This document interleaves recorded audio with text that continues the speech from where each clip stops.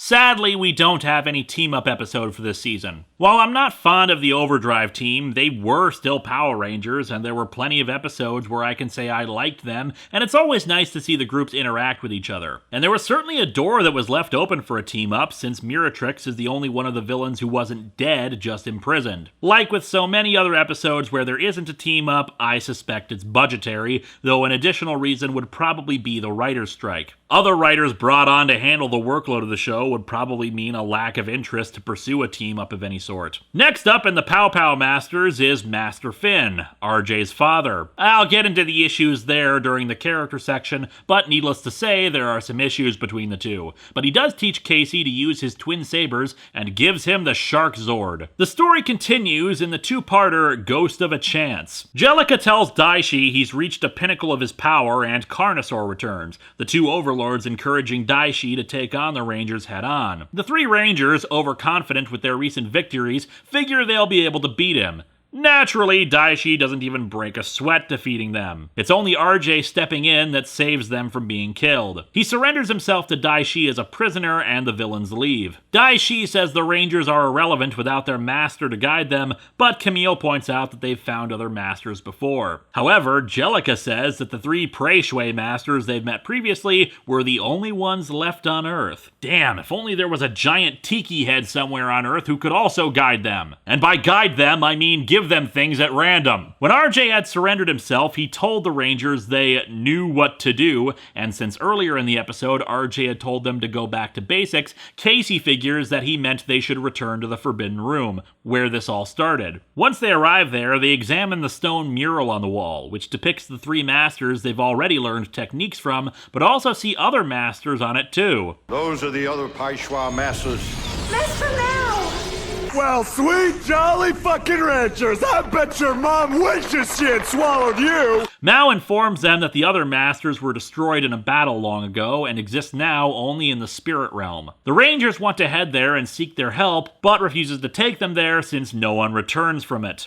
I'm not so certain about the accuracy there when they are literally talking to a ghost. RJ, meanwhile, is prepared to be executed via combat so as to make a big spectacle for the evil forces, but he keeps up his usual demeanor as he waits for rescue by the Rangers. Speaking of, the Rangers finally convince Mao to let them in, and they step into the swirling tornado of death. Naturally, they are immediately attacked by their new masters upon entry. In order to gain new power from the masters, the three are forced to confront their own personal fears. Unfortunately, it's not some deep character insight. Lily is afraid of spiders, Theo is afraid of karaoke, or at least of looking like a fool, and Casey a monster in his closet from his childhood. In the meanwhile, RJ and Daishi begin their battle, with RJ just barely holding his own against Daishi, not actually bothering to fight back, just block to delay matters and prevent Daishi from stealing his own animal spirit, the wolf. Unfortunately, that tactic gets him thrown around.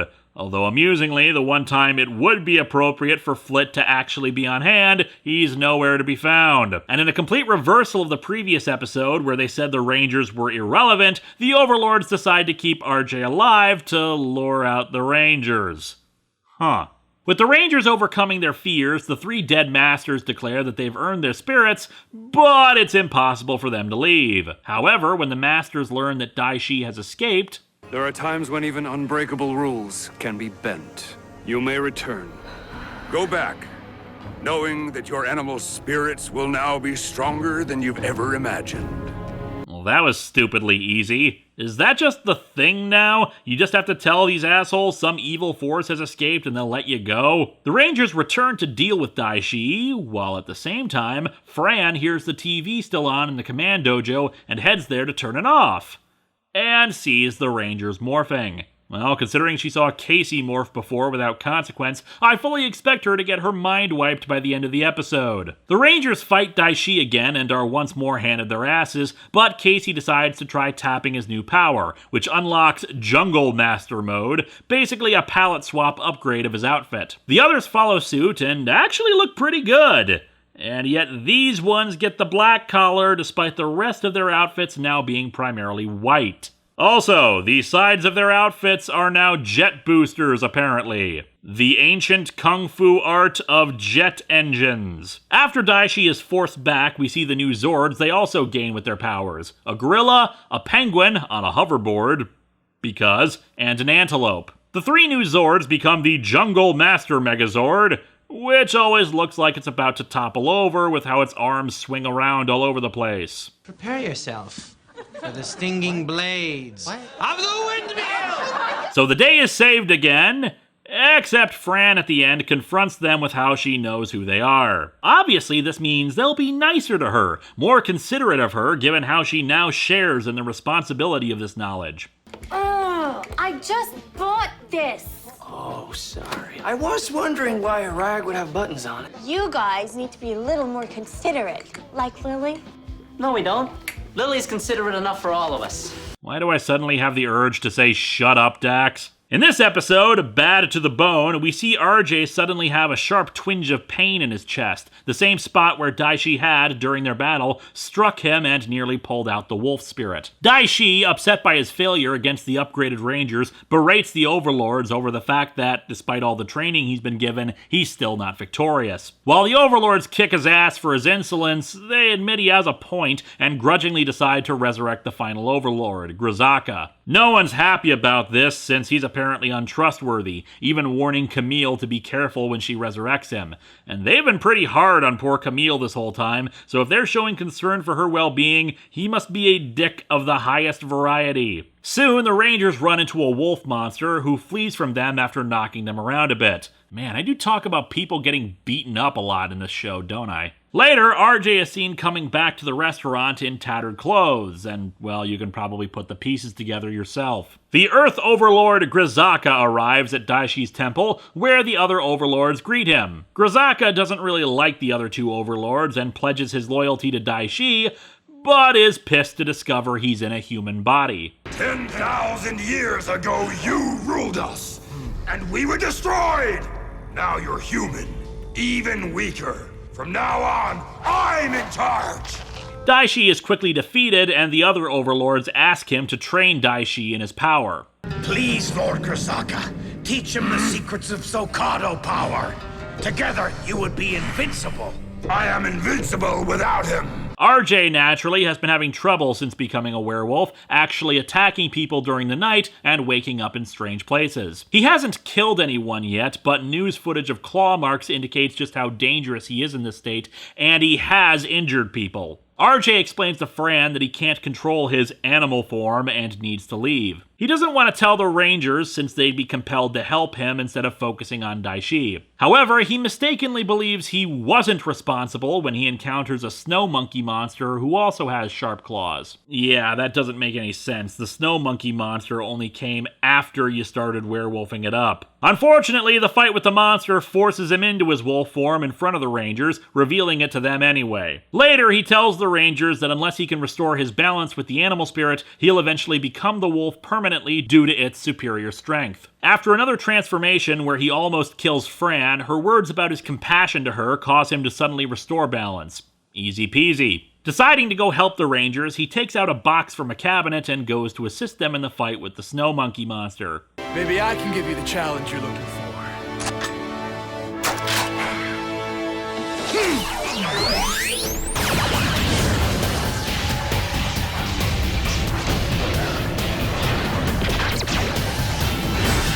Say hello to the very first official Purple Ranger. And unfortunately, I'm not too fond of his outfit. I don't know, it feels over-designed, almost looking more like a tracksuit or sports outfit instead of a Ranger uniform. We can probably assume he's been working on the Morpher for a while and either felt they didn't need his help, or just that he hasn't truly balanced enough with his animal spirit to harness the power like he has. Still, it's quite refreshing that he didn't join the Rangers until now, the halfway point of the season. Remember, Tommy became a Ranger again only 5 episodes into Dino Thunder. The Thunder Rangers became a thing early on too. This is the longest any team has gone with only 3 Rangers, and that was a good thing. We finally got a chance to see the small group aspect develop, and the 3 establish themselves more on their own. Also, naturally, since he's now a Ranger, he gets his own super duper purple uniform. While Daishi works on his own to develop the same power that Grizzaka has, pizzicato power or something, I don't know, he suddenly has a visit from Master Mao Spirit, encouraging Jared to give up the dark path he's on.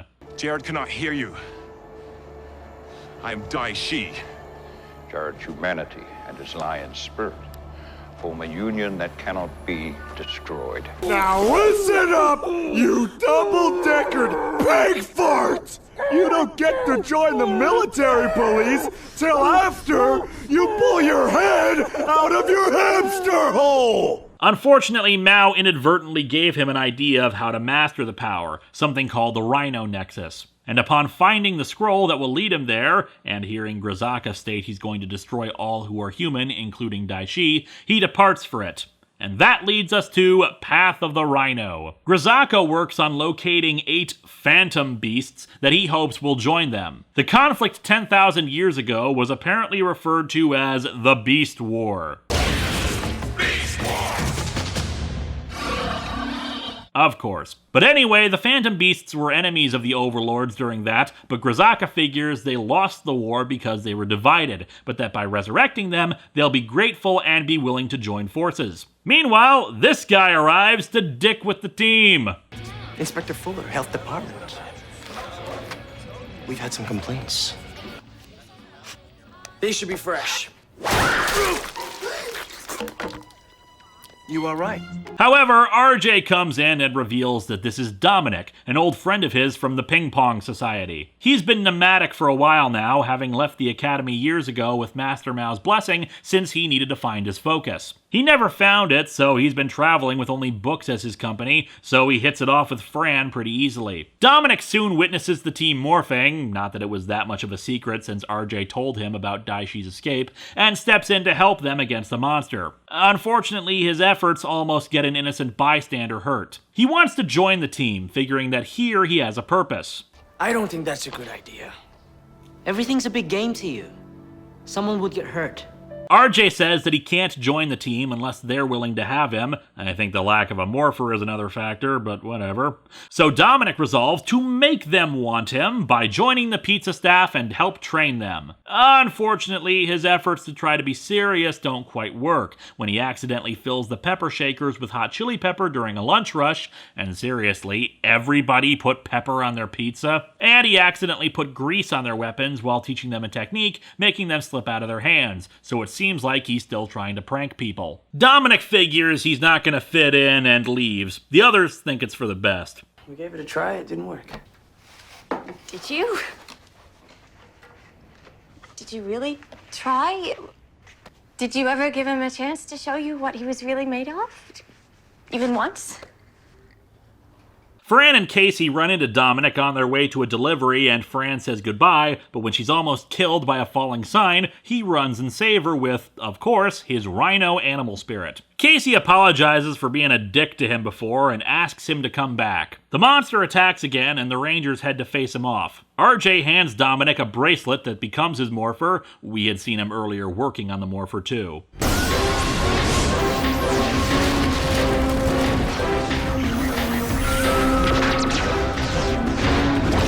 By contrast to the Wolf Ranger, I friggin' love the Rhino Ranger outfit. I admit it probably should be gray instead of white for a more general Rhino color, but the overall look is still great, reflecting a martial arts gi in the overall look with great color balance with the black highlights and orange trim. Hell, even his collar matches colors properly. The helmet is badass too. You can actually use it as a weapon. It is kind of strange in that regard that his morpher is also his weapon, a blade that swings out from the morpher. It feels like his helmet should be his primary weapon. That being said, the morpher part of it is both cool and stupid. You understand why it's hidden in the bracelet because at least the sunglasses and wolf morpher are fairly inconspicuous. The Rhino morpher is friggin' huge! And it actually makes sense in that regard since RJ would have had to put it together very quickly and didn't have time to refine it properly. Path of the Rhino is a very different sort of new Ranger introduction. Usually with the 6th Ranger idea, it's meant to show off how badass they are or how mysterious someone is, but Dominic is imperfect. He's the kind of guy who's fun to watch, but you'd probably dislike them for their attitude if you knew them in real life. He shakes up the team dynamic nicely by being experienced already, but possessing a happy-go-lucky and prankster attitude that can rub the other Rangers the wrong way, who have been much more serious in their approaches since they're so dedicated to their crafts, and here comes this random guy who makes things more difficult. Daishi, meanwhile, arrives at the Rhino Nexus, but finds it protected by a force field that he can't penetrate. We follow that up with the next episode, Dash for the Dagger, where Daishi returns to his temple and is ensnared by Jellica.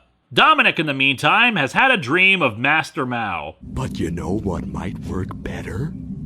Going the fuck to sleep! Actually, it's a flashback dream of when he left the academy, where Mao gave him a control dagger, an ancient blade that would help guide him on his path. RJ says that the dagger is actually for the Rhino Nexus, which would allow him to enter the force field. Dominic figures he's destined to go claim the Rhino powers within the Nexus. Unfortunately, Daishi learns about the control dagger from the Overlords, who mock his efforts to get to the Nexus and once more beat the crap out of him. Before Dominic can go there and claim the powers, Camille gets the dagger from him. She gives it to Daishi, who escapes from the dungeon and races towards the Nexus in, Race to the Nexus. The Rangers fly out to the Nexus via the Megazord. The Overlords, in the meanwhile, begin constructing a structure as part of the resurrection of the Phantom Beasts. They also head out when they become worried that Daishi may have gotten his hands on the control dagger. They intercept Daishi and Camille on their way there. Once we fought side by side, and it was you who brought us back to life. But you have betrayed us. You're the assholes who betrayed him and took over his temple. Grizzaka grows giant size to end Daishi, but the Rangers arrive to distract him. You're not getting the dagger, Grizzaka. Right, guys? Right! I'll have to look again, but I'm pretty sure you guys have never met Grizzaka. In fact, I'm almost damn certain you were never told he was around, nor that the Overlords had taken control of things. I will destroy the Rangers with my bare claws! Ha, double meaning. Grizzaka's Zocalo powers expel them from the Megazord and demorph them, but the Overlords are attacked by the Guardians of the Nexus. Sand snakes! Who shall we have one sign the likes of which even God has never seen? The other Rangers stay behind to deal with Carnosaur, while Dominic heads off after Daishi, but is intercepted by Jellica. As such, Daishi makes it past the force field and into the Nexus. After very fierce battles, Dominic finally makes it to the Nexus himself. Daishi tries to gain the Rhino powers, but they reject him, allowing Dominic to finish the job. And thus it unleashes his Rhino Zord, which of course can transform into another Megazord. With the new Megazord, they're able to completely destroy Carnosaur. However, it seems that feedback from the control dagger was able to give Daishi new powers as well. The next episode, Arise the Crystal Eyes, has the Rangers figure out the plan for the Phantom Beasts and the Crystal Eyes that will resurrect them. Of course, just to really illustrate how they are not connected to the Overlords at all, they're worried about Daishi being the one to resurrect them. Speaking of, with Daishi's power upgrade, he comes back to his temple and reclaims it from Grizzaka, who decides it's not worth the energy to fight him. Daishi also discovers the plan with the Crystal Eyes and, through Camille, learns that an archaeologist has gotten her hands on the remaining 5. Camille obtains them when Casey elects to save the archaeologist from some Rinshi instead of the eyes. He pursues and gets into a fight with Daishi, getting away with the 5 while Jellica escapes with the remaining 3. The other Rangers take on Grizzaka, who's come to the city to gather fear energy and get more powerful,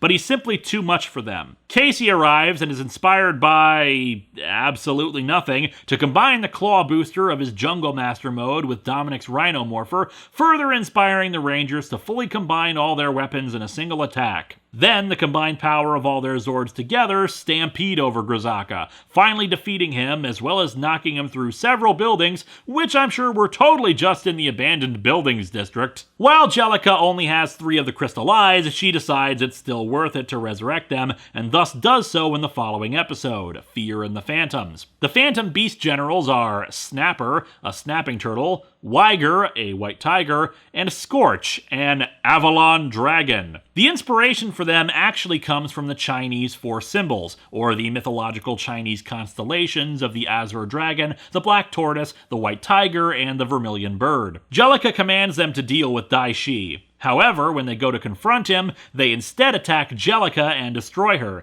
pledging themselves to Dai Shi and ask him to become the Phantom Beast King. Why should I trust you now? In the ancient war, we would have won if we'd followed you, Dai Shi. Tell us what to do. Bring me the three masters.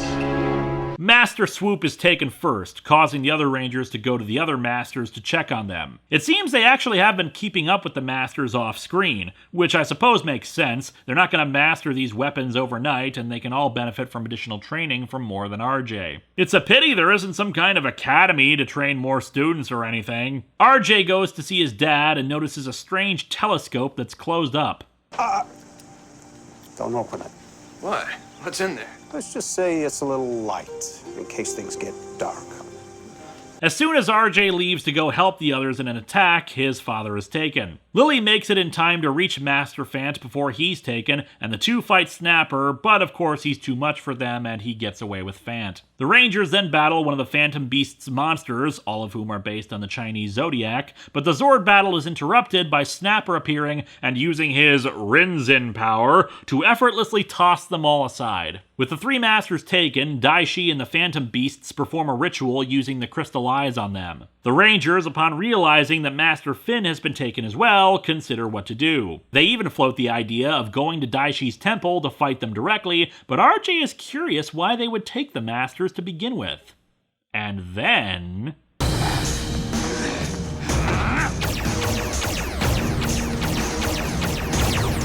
They look like Power Rangers.